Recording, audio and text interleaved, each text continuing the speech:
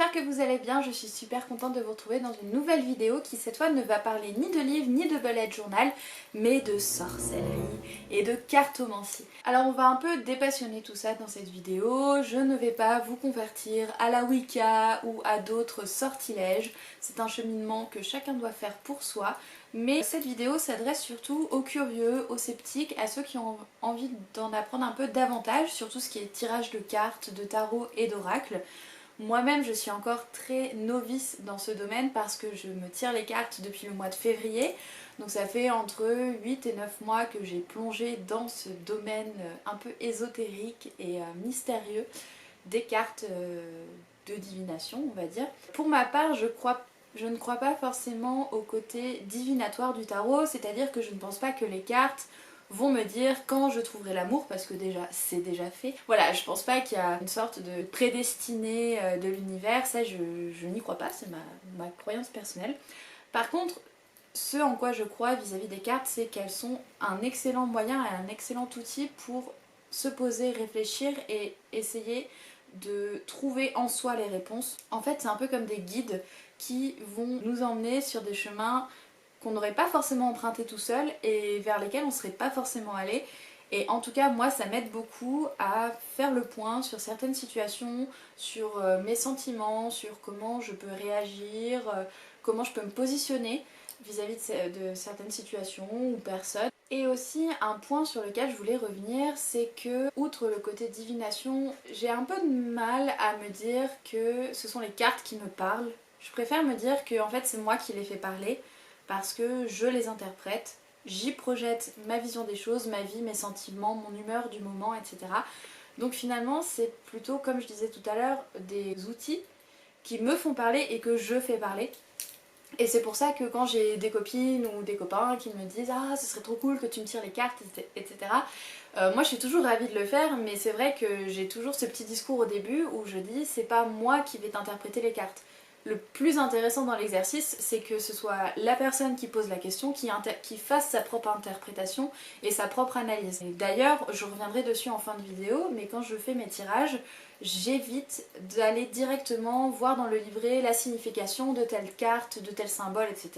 Je préfère d'abord me poser avec mon petit crayon et mon petit papier, regarder les cartes et essayer de savoir ce qu'elles m'inspirent, quel thème elles m'évoquent, quelles sensations elles m'évoquent, et de vraiment faire mon analyse avant d'aller dans le livret, qui parfois peut m'emmener sur des pistes totalement différentes de réflexion, ou d'autres fois complètement recouper ce que moi-même j'en ai tiré. Et c'est là que c'est assez drôle, et c'est là que j'aime me dire que finalement, dans la vie on peut pas forcément tout rationaliser, et que parfois oui, il y a des petites coïncidences et des petits mystères qui réenchantent un petit peu le quotidien. Et c'est ça qui me fait du bien aussi avec les cartes de tarot, c'est que ça me permet de sortir un peu du monde très rationalisé, très métro boulot dodo. J'ai un peu la même sensation que par exemple quand on rentre dans une rame de métro ou dans un bus et qu'on tombe face à quelqu'un qu'on n'a pas vu depuis des années. Et ça m'est déjà arrivé ça, et je trouve ça mais juste des coïncidences comme ça dans le monde, dans les énergies, enfin dans le... Voilà, dans le fait que parfois il se passe des trucs et c'est un peu... D'un côté on peut se dire c'est juste le hasard, mais d'un autre ça paraît tellement inexplicable et tellement bizarre. Et en fait c'est cette sensation que j'aime beaucoup. Cette vidéo va se diviser en 3 parties. Tout d'abord je vais vous parler un peu de comment se divisent les cartes divinatoires entre les tarots, les oracles, etc. Ensuite je vais vous présenter mes decks. Parce que, bon, vous me connaissez, quand je commence à m'intéresser à quelque chose, j'y vais à fond et j'accumule un petit peu, j'ai un peu l'esprit collection, voilà. Et comme il y a des decks absolument magnifiques un peu partout, et j'ai du mal à me restreindre et voilà. Mais j'essaye quand même, mais bon. Et à la fin, je vous proposerai un petit tirage tout simple, pour vous montrer comment je pratique et comment je me tire les cartes. Vous allez voir, c'est tout simple, hein. Il n'est pas question de sacrifier des enfants sur l'autel de la destinée, vraiment pas. Donc voilà, c'est parti. J'ai des cheveux partout. Je bois un peu de thé, hein, parce que je vais parler beaucoup et j'ai soif.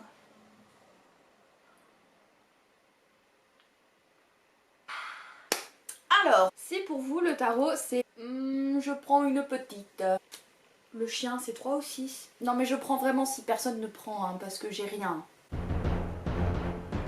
Ah, je me souviens plus qui coupe à pic. J'ai mené le petit au bout. Si pour vous le tarot c'est tout ça, vous n'êtes pas tout à fait loin du compte. C'est-à-dire que en fait le tarot que l'on connaît, auquel on joue pendant nos vacances, dans le bus pour aller en Grèce ou avec papy mamie le dimanche, c'est vraiment en fait la même structure que les tarots divinatoires. Il y a 4 suites, donc pique, cœur, carreau, trèfle dans le tarot classique, et dans le tarot divinatoire, les épées, les bâtons, les deniers et les coupes. Donc ça ce sont les arcanes mineurs. Et il y a également tout ce qui est dans le tarot classique, les atouts, qui sont en fait dans le tarot divinatoire les arcanes majeurs et qui représentent des grands concepts comme par exemple la force, la tempérance, la mort, le monde, voilà, plein de choses un peu comme ça, des grandes figures aussi comme l'impératrice ou le pape. À savoir qu'il y a certaines personnes qui tirent les cartes avec des jeux de tarot classiques. Mais moi je suis pas encore à ce stade, c'est un peu trop compliqué. Ce qui va être intéressant dans le tarot, c'est que lors des tirages, on va pouvoir essayer de trouver des liens entre les cartes. Est-ce que j'ai plutôt 3 rois et une arcane majeure? Est-ce que j'ai que des chiffres pairs? Est-ce que... Enfin voilà, il y a plein de choses comme ça. Et ce qui est super chouette dans le tarot, c'est que de par sa structure qui est fixe, avec 78 cartes, 22 arcanes majeures et le reste en arcanes mineures, c'est que en fait, on va pouvoir, à force de l'utiliser, se rappeler des combinaisons, se rappeler des choses. Dans le tarot, moi, de ce que j'ai compris en tout cas pour l'instant, c'est qu'il y avait 2 types de tarot. Donc on a le tarot de Marseille et le tarot Rider-Waite, qui a été illustré par Pamela Coleman et qui est très très joli. Et en fait les 2 différences entre ces tarots se situent notamment au niveau des arcanes mineures qui en fait sont d'un côté illustrées et d'un autre ne le sont pas. Donc dans le tarot de Marseille, elles sont illustrées de manière très simple. Par exemple le 4 d'épée ce sera 4 épées, le 3 de bâton ce sera 3 bâtons, alors que dans le Rider-Waite elles sont toutes un peu incarnées. Il y aura des personnages ou des animaux et c'est, je trouve, plus facile d'interpréter le type de tarot Rider-Waite que le tarot type tarot de Marseille. Ça c'est pour les tarots. Et d'un autre côté, dans les cartes divinatoires, il y a aussi les oracles. Et en fait, les oracles, il y a autant de types d'oracles que de gens qui en réalisent. C'est-à-dire qu'il peut y avoir des oracles de 12 cartes, des oracles de 150 cartes. En fait, c'est complètement lié à ce que l'illustrateur ou l'auteur ou le créateur de l'oracle a voulu faire passer comme message ou comme thème. Alors il y a des oracles qui reprennent des thèmes de la forêt, les animaux. Qu'est-ce que je veux dire? Enfin, il y a des oracles pour tout quoi. Oracle des plantes, des fleurs, enfin vraiment il y a plein de choses pour les oracles et c'est ça qui est chouette, c'est qu'en fait on peut, si on a un thème de prédilection, donc moi j'aime beaucoup tout ce qui est nature, fleurs, etc. C'est vrai que je me suis tout de suite penchée vers des oracles qui reprenaient ces thèmes. Après il y a des gens à qui ça va pas parler du tout et qui vont plutôt se pencher sur d'autres types d'oracles. Et maintenant on va enchaîner sur la présentation de mes decks. Donc le premier tarot qui a croisé mon chemin, il s'agit du tarot du bien-être qui est illustré par Claire Goodchild et qui est publié en français aux éditions First. Donc la pochette n'est pas fournie avec, enfin c'était un vieux truc que j'avais donc je l'ai utilisé. Donc il arrive dans une boîte que j'ai jetée malheureusement, mais il est assez bien emballé et en fait donc c'est un tarot type tarot de Marseille, donc c'est-à-dire que les arcanes majeures sont illustrées et les arcanes mineures sont illustrées aussi mais de manière un peu plus subtile et qui du coup donne l'analyse un peu plus complexe et moins évidente qu'un tarot type Rider-Waite. Au niveau des illustrations, on est sur quelque chose d'assez chouette. C'est un mélange entre des vieilles iconographies d'anatomie et des fleurs.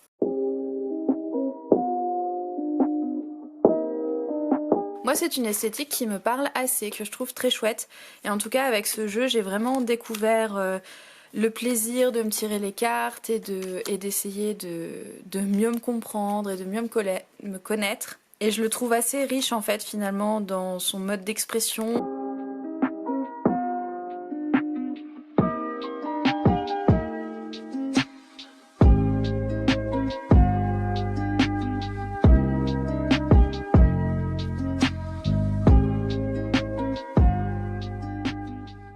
Donc vous voyez comme je vous le disais, là par exemple c'est le 4 de bâton.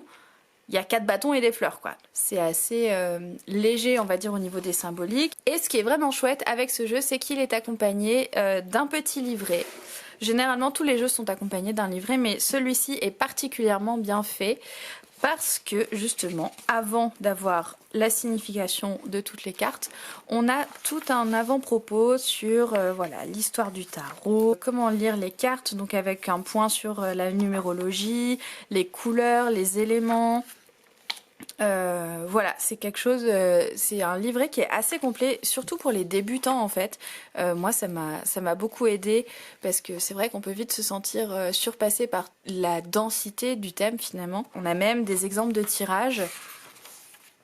Donc voilà, j'aime beaucoup et c'est un jeu qui va continuer de me suivre assez longtemps je pense. Ensuite, on enchaîne sur un deuxième type de tarot qui cette fois est inspiré du Rider-Waite et qui du coup illustre toutes les arcanes, qu'elles soient majeures ou mineures.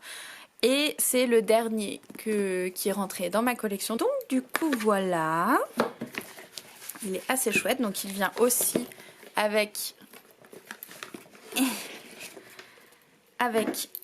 un petit livret qui donne la symbolique et les interprétations des cartes. Et ce que j'aime bien avec ce jeu-là, c'est que les illustrations sont très douces, très jolies. Et j'aime beaucoup son titre aussi, le tarot du funambule. Donc c'est vraiment la question de l'entre-deux, du fait de trouver un équilibre, d'être concentré, de faire attention à chaque pas pour ne pas tomber. Et donc du coup le voici. Alors déjà, les cartes ont un dos argenté. Je sais pas si ça se voit très bien en vidéo. Pour ce jeu, on est plus sur une imagerie animale, fantastique, fantasy, avec des chevaliers, des princesses. Voilà, c'est aussi des thèmes qui me parlent beaucoup, beaucoup, beaucoup, beaucoup. Et je le trouve absolument sublime.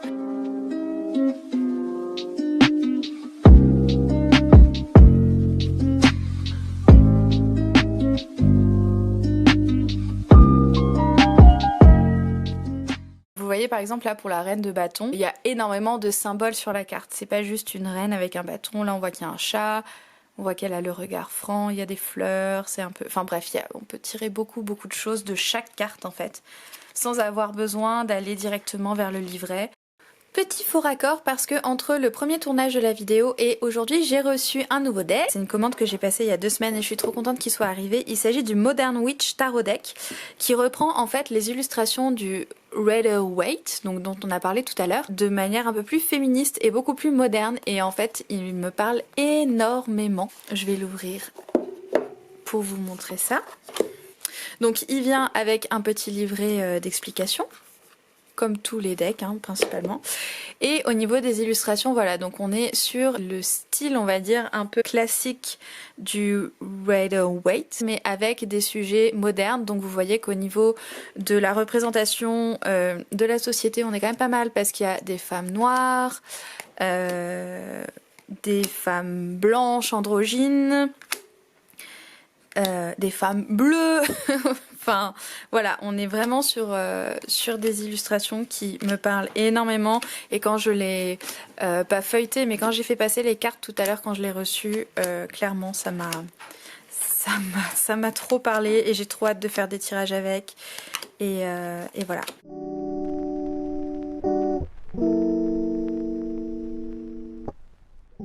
Ce qui est bien avec les tarots type Rider-Waite, c'est que même les arcanes mineurs veulent vraiment dire quelque chose.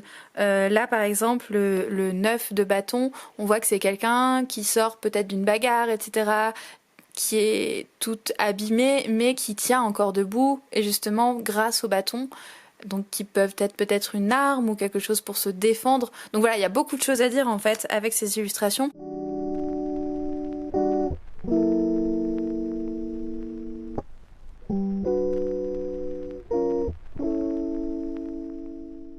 Voilà, et au niveau du dos des cartes, on est sur un dos assez classique. C'est vraiment un deck hommage à la tradition de la divination, mais twisté en format un peu plus moderne.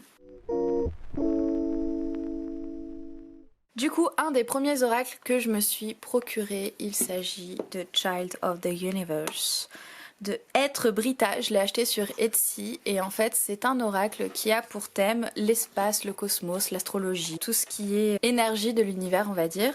Celui-ci cette fois-ci est doré sur les côtés et les cartes sont aussi imprimé avec voilà, un peu de doré. Et là aussi c'est un thème qui me parle énormément.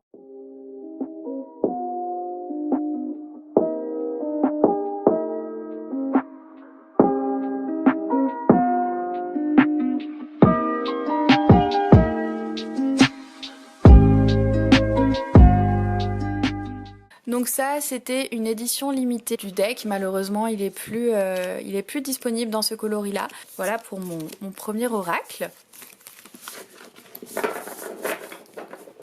Ça fait un certain temps que je cherche un oracle intuitif, c'est-à-dire sur lequel il n'y a pas forcément de mots pour aiguiller mon analyse, où vraiment je me laisse porter par l'image et par les symboles qu'il y a dessus. Mais en fait, le problème, c'est que tous les oracles intuitifs, je les trouve immonde, kitsch, enfin vraiment soit trop cher, soit pas du tout des images qui me correspondent et que j'apprécie. Et en fait, en réfléchissant, je me suis dit mais quel type d'illustration tu aimes? Et je me suis rendu compte que en fait, j'adore le jeu Dixit, qui est un jeu avec lequel on joue avec les images, les symboles qu'il y a dessus, etc. Et on fait parler notre imagination et notre intuition. Et je me suis dit, mais pourquoi est-ce que je prendrais pas des cartes du Dixit pour justement me faire un oracle intuitif? Et donc, j'ai investi dans une extension. Donc, c'est pas les cartes, ce ne sont pas les cartes de base du jeu, mais attendez, je vais zoomer un petit peu parce qu'elles sont trop belles pour manquer ça. Et clairement, ce sont exactement le type d'illustration qui me parle en fait. Il y a tellement de détails et de... C'est trop beau. Donc voilà, en tout il y a 84 cartes. L'extension que j'ai achetée, c'est l'extension Révélation. J'avais pas mal hésité avec l'extension Harmonie aussi que je trouvais très jolie. Les illustrations de celui-ci me parlaient beaucoup plus. On va voir ce que ça donne. En tout cas, j'ai hâte d'essayer de méditer et de tirer un petit peu de guidance de ces cartes. Non mais sérieusement, regardez-moi ça comme c'est beau.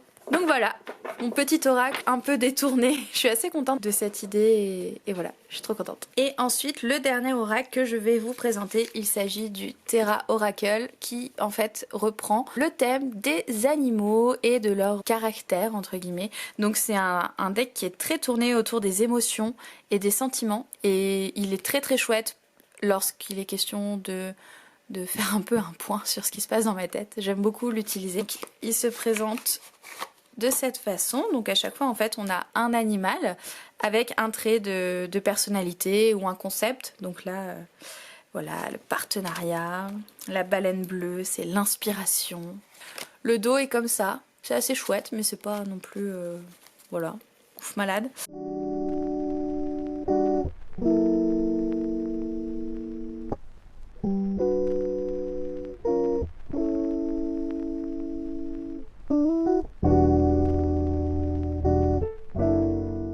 On va finir sur la lionne. La lionne et la bravoure.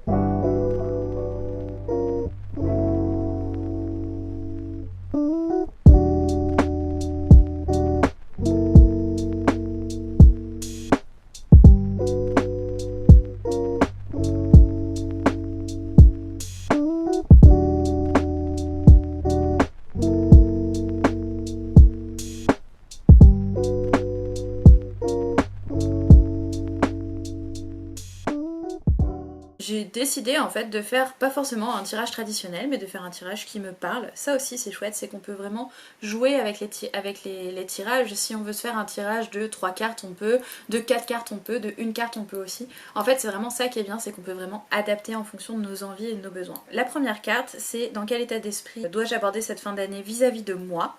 La deuxième c'était vis-à-vis des autres, donc celle-ci c'est vis-à-vis des autres. Et les deux là, donc c'était vis-à-vis de mon esprit et de mon corps. Donc c'est pour ça que je les ai glissés en dessous de la première qui est vis-à-vis de moi.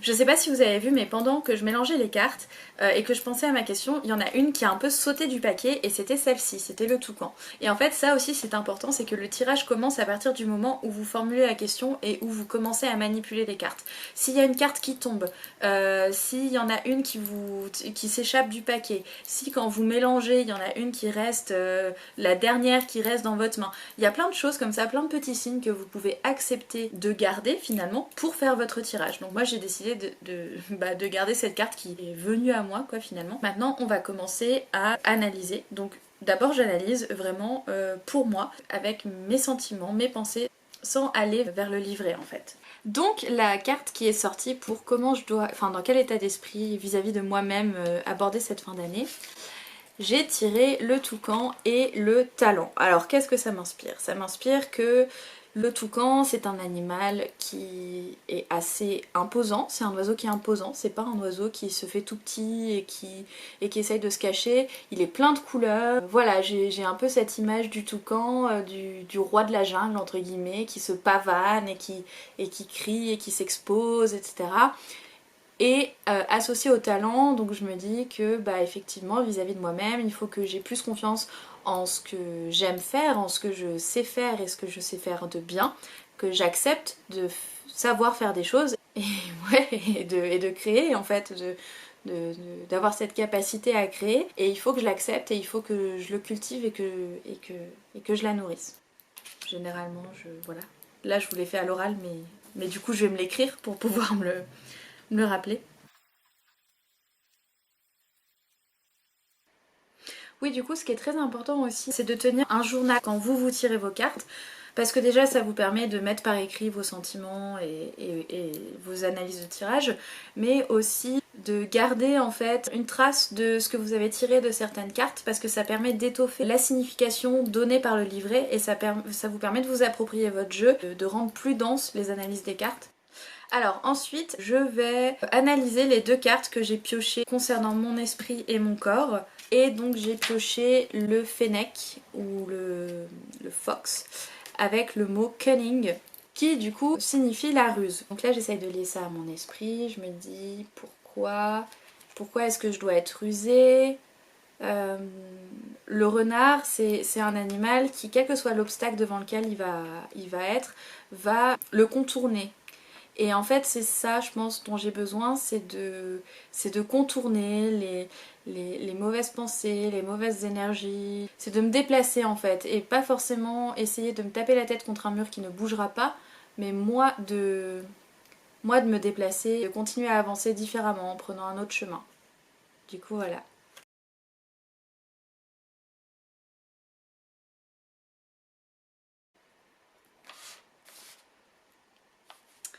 Ensuite la troisième carte c'est l'état d'esprit vis-à-vis de mon corps. Et là je pense qu'il n'y a pas besoin d'aller chercher très loin. J'ai pioché le lamentin qui est associé à la compassion. donc voilà, le message est clair, il faut que j'ai de la compassion vis-à-vis de mon corps et que je sois douce avec lui. Un lamentin, quand on l'imagine nager, c'est voilà, c'est un gros truc tout doux qui se déplace doucement et qui est calme, etc. Donc peut-être que ma relation avec mon corps, il faut que je l'oriente plus autour de quelque chose de calme et moins violent.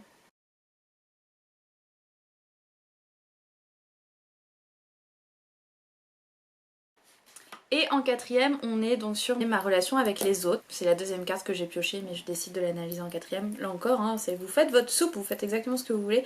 Tant qu'en fait, au moment où vous tirez les cartes, vous savez quelle carte est associée à quel aspect de la question.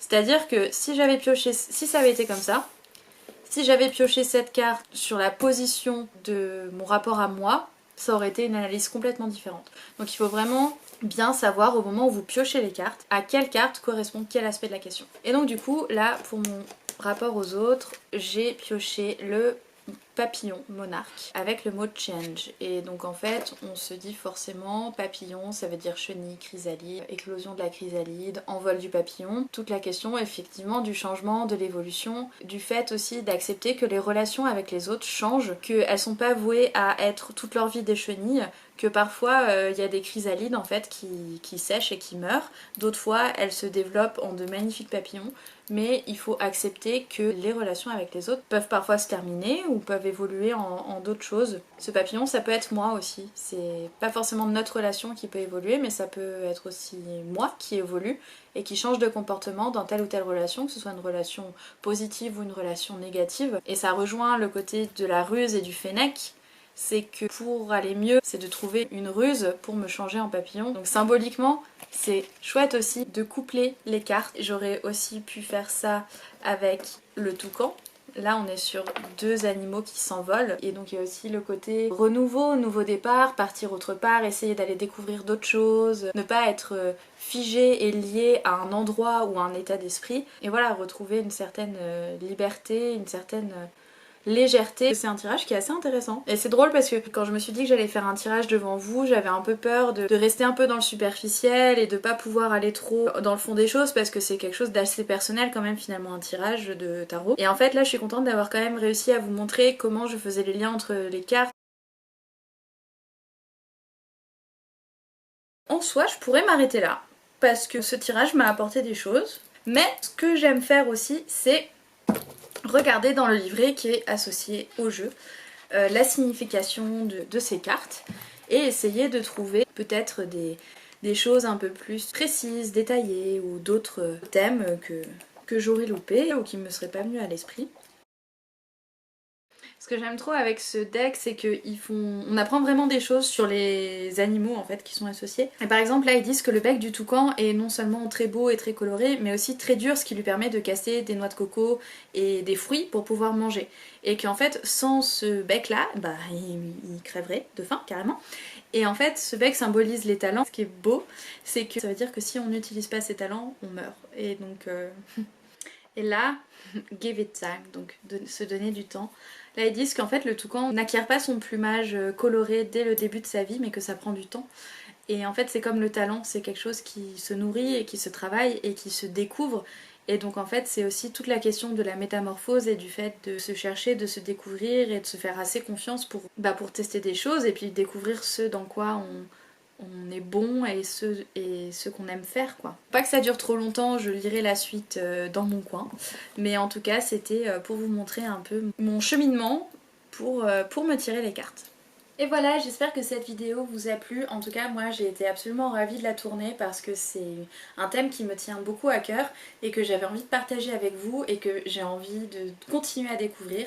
Donc si vous-même vous tirez les cartes ou vous tirez les cartes aux gens, n'hésitez pas à commenter cette vidéo pour me dire comment vous faites, s'il y a des choses qui vous ont parlé dans cette vidéo, si vous avez découvert une autre manière d'appréhender justement cette pratique. Si vous faites tout pareil que moi ou pas, voilà. Et d'ailleurs, si vous voulez aller un peu plus profondément dans ce thème-là, je vous propose sur mon compte Instagram, qui est lié dans la description, un concours pour remporter une sorte de box tarot avec à l'intérieur notamment le jeu du tarot du bien-être que les éditions First m'ont très gentiment mis à disposition pour vous offrir ces moments d'évasion et de méditation et de réflexion sur soi et de moments avec soi, pour soi, et c'est trop cool et c'est trop bien. Donc un grand merci aux éditions First, je vous donne tous rendez-vous sur mon compte Instagram pour le concours et puis d'ici là portez-vous bien et je vous fais plein de gros bisous et je vous dis à très vite pour une nouvelle vidéo. Salut!